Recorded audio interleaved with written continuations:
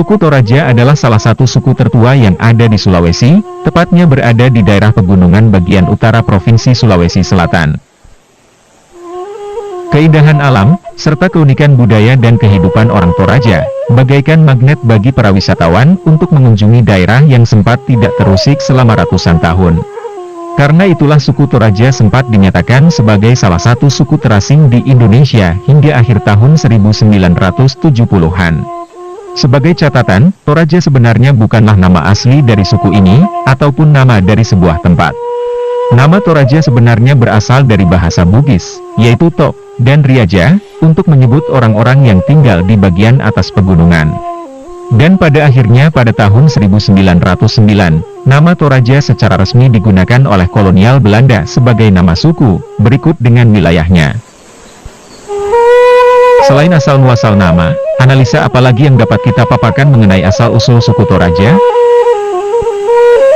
Jika kita melihat suasana kehidupan, tradisi, dan adat istiadat suku Toraja, maka kita akan mendapati banyak hal kemiripan dengan ciri-ciri kehidupan dan kebudayaan dari orang-orang Proto-Austronesia atau Melayu Purba.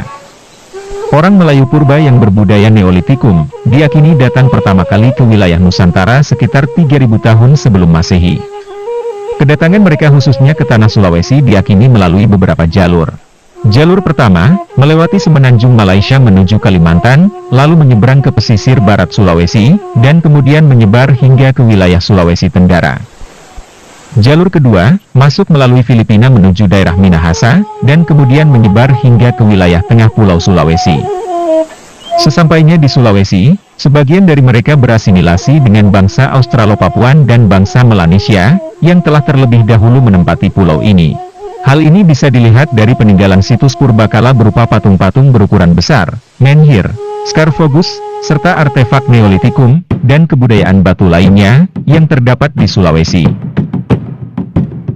Melayu Purba adalah kaum nomaden yang selalu berpindah-pindah tempat, sesuai dengan konsep bercocok tanam ladang berpindah. Wilayah kawasan ladang mereka cukup luas, dan biasanya ditandai dengan tegakan pohon yang berfungsi sebagai batas wilayah dan arah penunjuk jalan. Selain itu mereka juga hidup dari hasil hutan, serta berburu binatang yang terdapat di kawasan antar ladang mereka. Mereka belum mengenal konsep berternak. Wilayah kawasan antar ladang inilah yang kelak kita kenal sebagai tanah adat atau kawasan adat. Secara sosial, orang Melayu Purba adalah kaum yang tertutup. Mereka tinggal bersama dalam sebuah kelompok kecil yang hanya beranggotakan keluarga inti. Hampir seluruh aktivitas keseharian dilakukan secara bersama-sama oleh para anggota kelompok, di mana tidak ada perbedaan hak dan kewajiban antara laki-laki maupun perempuan, termasuk di dalamnya mengenai hak waris dan kewajiban hutang. Posisi dan kepentingan keluarga berada di puncak teratas, mengatur kehidupan sosial, hukum, politik, serta tradisi mereka. Saat salah satu anggota mereka menikah, maka keluarga baru itu akan memisahkan diri untuk membentuk kelompok inti baru di tempat yang tidak terlalu jauh dari kelompok awal mereka. Demikian seterusnya, hingga tercipta komunitas kekerabatan berbasis garis keturunan yang mempunyai dasar tradisi, adat, hukum dan strata sosial yang sama. Di Toraja, kelompok kekerabatan ini disebut dengan tongkonan. Setiap tongkonan mempunyai ciri khas dan sistem pemerintahannya masing-masing. Di masa-masa awal, tidak ada komunikasi atau interaksi sosial maupun ekonomi terjadi di antara tongkonan yang berbeda. Pernikahan atau perjodohan hanya terjadi di antara anggota tongkonan yang sama, atau dengan kata lain masih dalam satu kekerabatan. Hal ini dilakukan untuk menghindari kemungkinan hilangnya kuasa atas kawasan ladang-ladang mereka. Keberadaan Melayu Purba yang secara sosial tertutup, akhirnya mulai terdesak saat kebudayaan Melayu kuno mulai datang dan menyebar di Sulawesi. Sehingga mereka-mereka yang khususnya berada di wilayah Sulawesi Selatan, memilih untuk berpindah tempat dengan menempati daerah-daerah tinggi yang sulit untuk dijangkau. Kaum inilah yang kemudian menjadi leluhur suku Toraja. Sementara sebagian lain yang mengungsi ke daerah pegunungan di sebelah timur Sulawesi, kelak menjadi leluhur dari suku Tauta Awana. Di daerah pegunungan yang baru ini, leluhur orang Toraja mengalami kesulitan mendapatkan batu-batu berukuran besar untuk keperluan ritual mereka. Karena itulah mereka lebih menggunakan menhir-menhir berukuran kecil yang berfungsi sebagai tugu-tugu peringatan, dan memanfaatkan pegunungan batu yang ada sebagai tempat penguburan sebagai pengganti sarkofagus. Kerbau mempunyai arti yang sangat khusus bagi kaum Melayu Purba. Tidak saja berguna dalam keseharian, namun hewan ini juga melambangkan keperkasaan, kekuasaan, dan kewibawaan. Lebih jauh lagi, kerbau juga dipercayai sebagai tunggangan utama arwah leluhur mereka di alam surga. Sehingga sangatlah patut bagi mereka yang masih hidup untuk mempersembahkan kerbau yang terbaik bagi para pendahulunya. Masyarakat dataran rendah ini akhirnya melahirkan kebiasaan-kebiasaan dan cara hidup baru. Suku Toraja mulai mendirikan rumah-rumah tempatan yang dihiasi dengan berbagai ukiran ekspresi mereka atas pencapaian-pencapaian, dan juga doa-doa kepada para leluhur.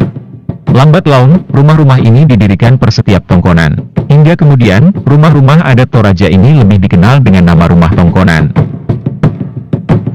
Efek dari interaksi dengan masyarakat dataran rendah juga mengakibatkan terciptanya struktur sosial baru di kalangan masyarakat Toraja. Sebuah tongkonan, atau sebuah keluarga yang secara ekonomi mampu mengorbankan kerbau-kerbau terbaik dalam jumlah besar, secara lambat laun menjadi kaum bangsawan atau puang. Sementara, mereka yang tidak terlalu mampu melakukannya menjadi masyarakat biasa. Ada pula dari mereka yang karena satu hal dan lainnya, terpaksa secara ekonomi harus berhutang kepada kaum puang untuk memenuhi kebutuhan ritual atau kebutuhan sehari-hari mereka.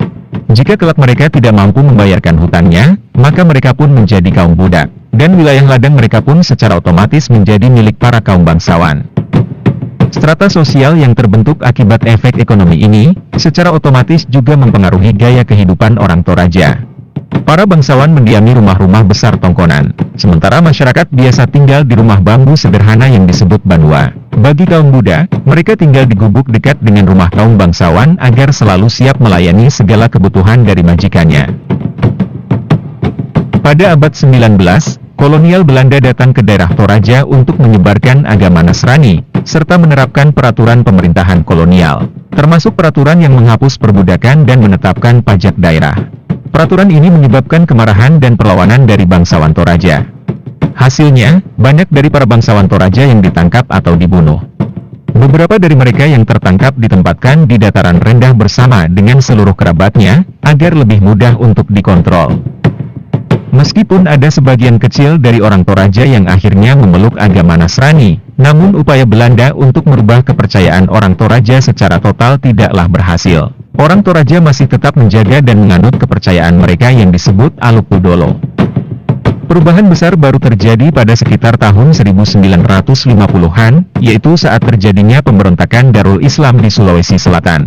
Perang pemberontakan yang terjadi selama 15 tahun ini, menyebabkan banyak dari masyarakat Toraja yang kemudian beralih menganut agama Nasrani.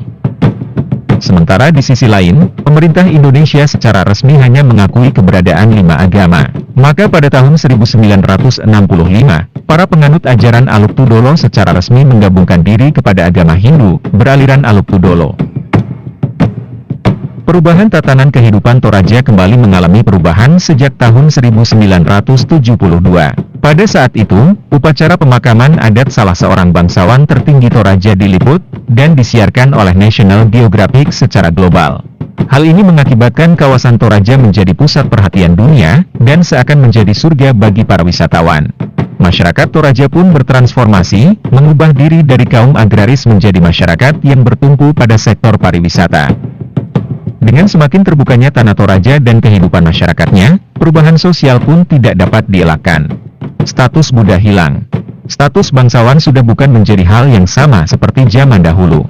Saat ini, setiap orang yang berkecukupan dan mampu mengadakan ritual korban kerbau terbaik dengan jumlah banyak, secara otomatis akan dianggap sebagai bangsawan, terlepas dari latar belakang leluhur mereka yang sebenarnya. Namun semua itu tetap tidak menghilangkan keunikan dan keindahan Toraja, sebagai miniatur kehidupan Melayu purba yang bertahan hingga saat ini. Demikianlah video yang bisa ditampilkan saat ini. Kiranya video ini boleh menjadi pengetahuan bagi kita, sekaligus masyarakat Toraja dimanapun berada. Salama.